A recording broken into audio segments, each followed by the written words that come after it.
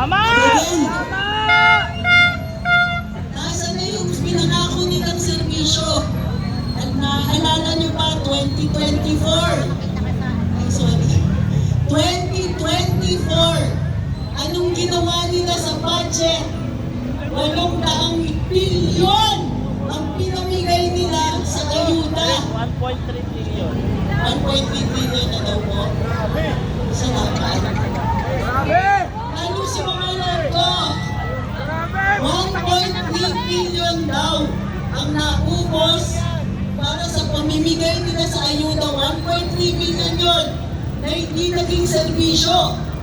1.3 billion na hindi ginamit para sa flood control. 1.3 billion na hindi nagamit para sa healthcare. Tama! 1.3 million na hindi ginamit sa pagtatanggol sa ordinaryong mamamayan. Trillion, sorry. 1.3 billion na hindi nila binigay bilang pagtatanggol, serbisyo, o kahit man lang para masagot Grabe ang pagnanakaw! Pagnanakaw! Si Marcos! Hindi. Perfect talaga. Itong 1.3 million. Trillion. Kita mo. Nautal na Hindi ko sila. na ma-imagine yung million. Trillion pa ngayon. Trillion pa. Trillion. Trillion.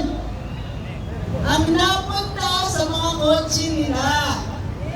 Napunta sa mga damit ng mga prinsesa nilang mga anak. Epo baby! Marcos Humabit ng nanakaw. Naya! Million na malamang ginamit sa pagpapaaral abroad ng mga prinsipe at prinsesa nila. Sa pag-correct, scholar ng bayan, sana all. 1.3 trillion na napunta sa designer clothes. Bag! Pinchak, sana pinakain nyo. 1.3 million na hindi ginamit para mapababa ang presyo ng bigas. Tama! Muli kinagagalak ko na finally marami na ang umaalsat na gagalit dito sa harap-harapang pagnanakaw sa kaban ng bayan. Galit na kami! Galit na tayo! Hindi pwede hindi tayo magsalita. Ginagarantiyan ng saligang batas ang karapatan natin maghinanain. Yes! Laban sa korap na gobyerno.